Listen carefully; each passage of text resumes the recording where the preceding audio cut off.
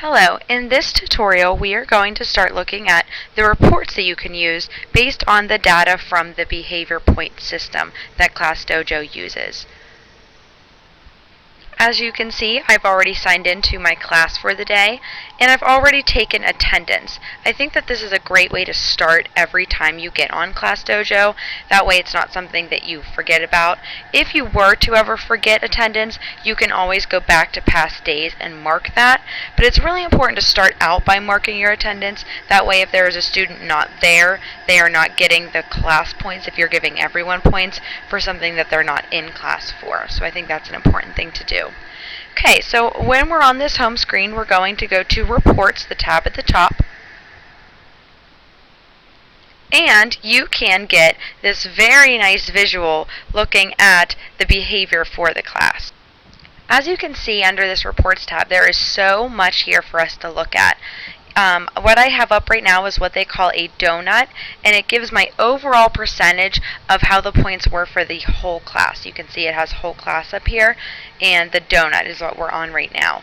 I've chosen this week, so as of this week, which is just one day for now, I have 80% positive behaviors happening in my class. And you can see the breakdown up top. I had 32 positive behaviors and 8 behaviors that needed work, and that was through a combination of giving my whole class points for having homework, taking some away for certain things, certain behaviors, doing the random a few times and checking and catching a student doing something good or something bad.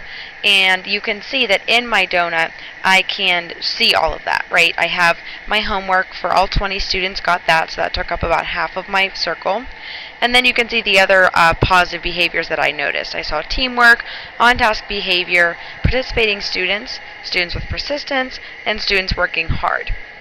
I also saw some negative behaviors. 1 student was unprepared, 3 students were off task, and 4 were talking out of turn.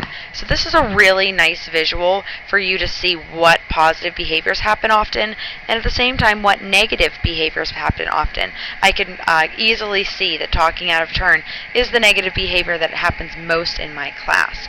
And I can always compare this to the past week by choosing a different date range.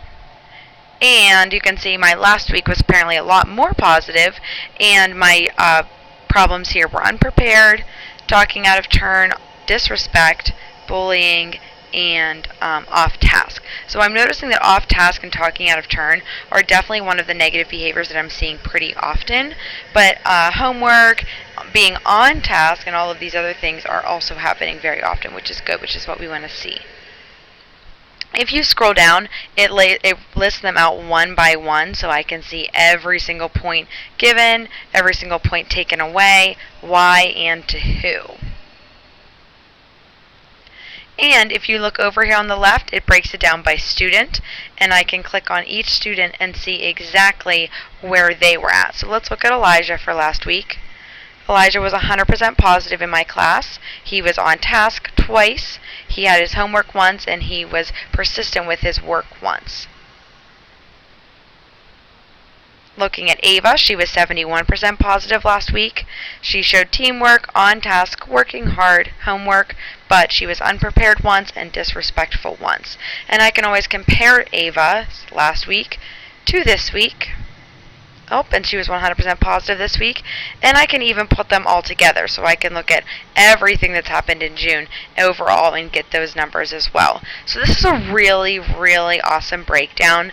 It shows you exactly the positive and negative behaviors, and it's not something you ever have to remember because you can check this month, last month, all time. You can put all of this information together, and this is really helpful for teachers to see.